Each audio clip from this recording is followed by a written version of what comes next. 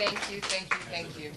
So actually, he's going to take on the rest of the show for the introduction. Mr. Astro Teller.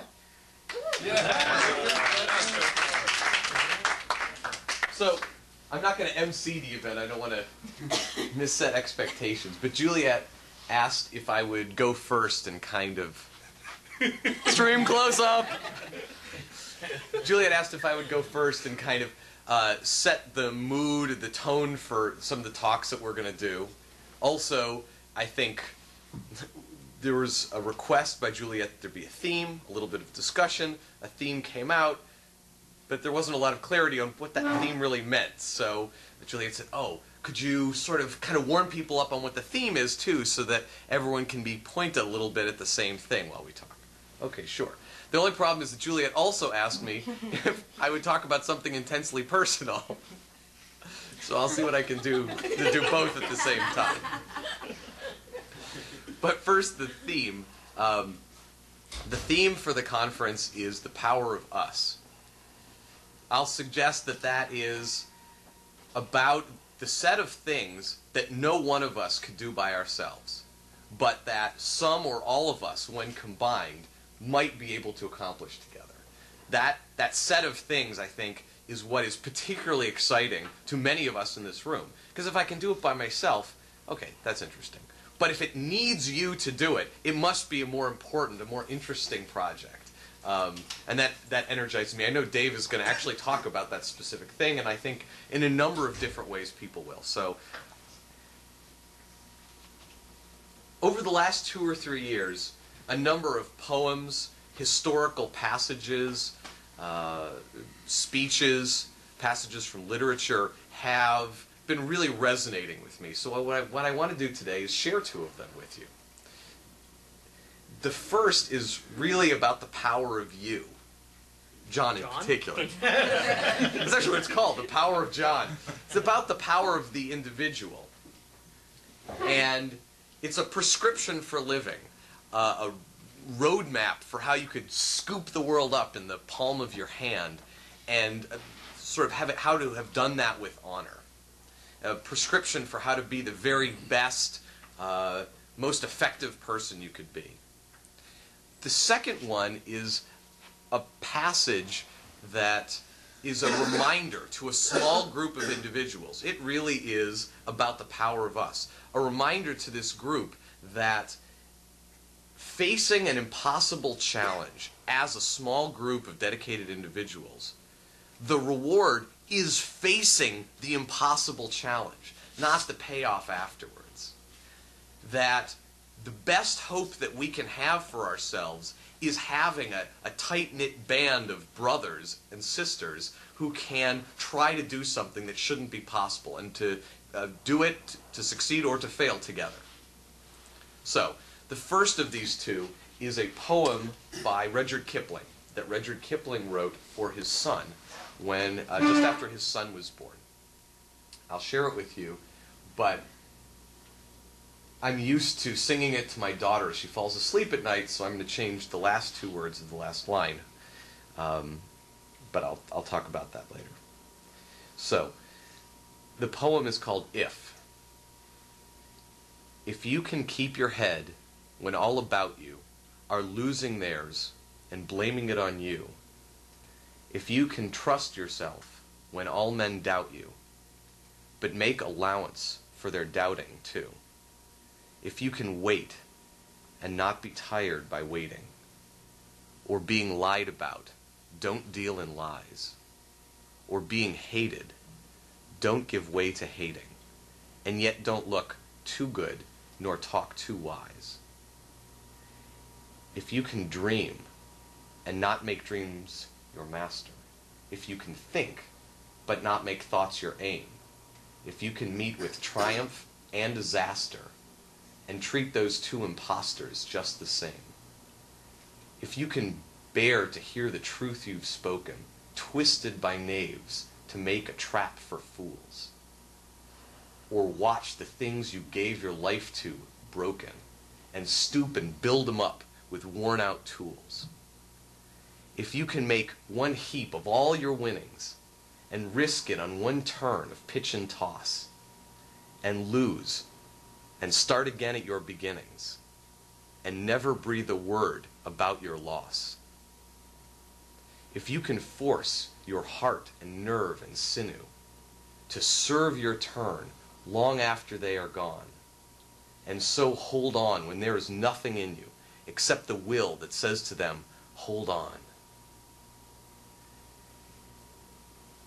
If you can talk with crowds and keep your virtue, or walk with kings, nor lose the common touch, if neither foes nor loving friends can hurt you, if all men count with you, but none too much, if you can fill the unforgiving minute with 60 seconds worth of distance run, yours is the earth and everything that's in it, and which is more, you'll be a woman, my one.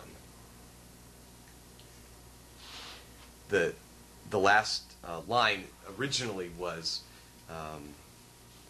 and which is more, you'll be a man, my son, which is how it's written up on the wall of my son's room. And I sing that to my kids before they go to sleep. I've shared that with you today. My kids will be who they want to be when they grow up. There's nothing we can do about that. I share it with them, and I shared it with you now, because it's who I want to be when I grow up. And it's been that particular poem has resonated so strongly with me, because it's not a generic, be a good person prescription for living. It is much more specifically a blueprint for how to get the most out of the world that you can, how to get the most out of your projects and enterprises that you can. Whether you think of yourself as an artist or a business person, as a technologist or a fuzzy, we're all entrepreneurs in this room. And when you try to do extraordinary things, that poem is about what's going to be hard and what it's going to take, not only for you to succeed, but what it will take for you to succeed with honor. It's a reminder that the cornerstones of changing the world are humility, conviction, and persistence. So, I'll share another one with you, and this one is about the power of us. It's in it, Henry V is talking to his troops before a battle, and he's reminding them that the fight they're about to have is not about fighting. It's not about the spoils that they'll get if they win. It's about the privilege of trying to do something that shouldn't be possible with a group of people who are really important to each other. And so in a general sense, it's specifically a poem about a fight, but it is much more generally, I think, about the power of us. As I tell it to you, think about how you might talk to somebody else, or if you were one of Henry's lieutenants, how you would listen to this in a context about making a movie or building a company. When I've been very discouraged in body media, and this is taped up over my desk, and I've read this poem and felt excited again about what's possible, even though it shouldn't be. When I was ready to give up on my second book, which happened a lot, I thought about this speech, and it made it seem possible again. And when I've roped a set of you guys into making a movie with me, and production falls apart in the middle, I'm going to remind you about this speech again, which is part of why I'm telling it to you now, so that I can just reference it later. This is sort of effective. I can just do it all for you once. I can just reference it afterwards. So, specifically imagine now that it's the early morning. We're all sitting on dewy grass. The sun is just coming up. And we're on the edge of a huge battlefield in France called Agincourt. There are 500 of us, just 500 of us, so far from home, with foot soldiers and archers only, 50 horses between the 500 of us. And as the sun comes up, we see on the far edge of the battlefield 10,000 knights, French knights, waiting to slaughter us. 10,000, or 500 of us. That's impossible. Their battle armor is so thick, they have to be lowered onto their battle horses with cranes. And the day is so obviously going to be a rout that the French nobility have come from across the country with seats and picnics to watch us die. And so, in a moment of intense frustration, my cousin Westmoreland here voices his frustration. He wishes that we weren't so under-resourced. You'll take the entrepreneurial way of thinking about it. He wishes that the task wasn't so impossible, just a little less impossible. Oh, what if it were easy today instead of impossible? He says, "Oh, that we now had here but 1/10,000 of those men in England that do no work today." What's he that wishes so? My cousin Westmoreland? No, my fair cousin.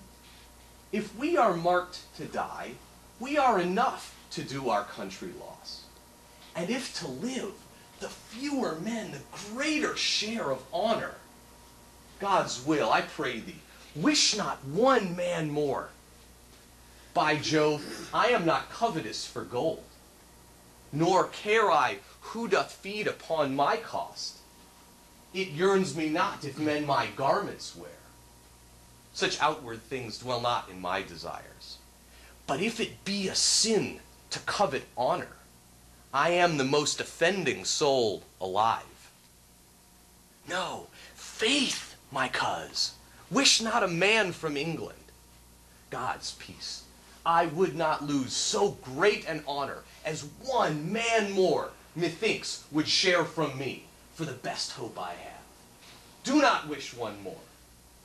Rather proclaim it, Westmoreland, through my host, that he which hath no stomach to this fight, let him depart. His passport shall be made, and crowns for convoy put into his purse. We would not die in that man's company that fears his fellowship to die with us. This day is called the Feast of Crispian. He that outlives this day and comes safe home will stand a tiptoe when this day is named, and rouse him at the name of Crispian. He that shall live this day and see old age will yearly on the vigil feast his neighbors and say, tomorrow is St. Crispian's. Then will he strip his sleeves and show his scars and say, these wounds I had on Crispin's day. Old men forget, yet all shall be forgot, but he'll remember with advantages what feats he did that day. Then shall our names, familiar in his mouth as household words, Bedford and Exeter, Warwick and Talbot, Salisbury and Gloucester, be in their flowing cups freshly remembered. And Crispin shall ne'er go by from this day to the ending of the world, but we in it shall be remembered. We few, we happy few, we band of brothers, for he today that sheds his blood with me shall be my brother. Be he ne'er so vile, this day shall gentle his condition. And gentlemen in England, now abed, shall think themselves accursed they were not here, and hold their manhoods cheap, whilst any speaks that fought with us upon St. Crispin's day.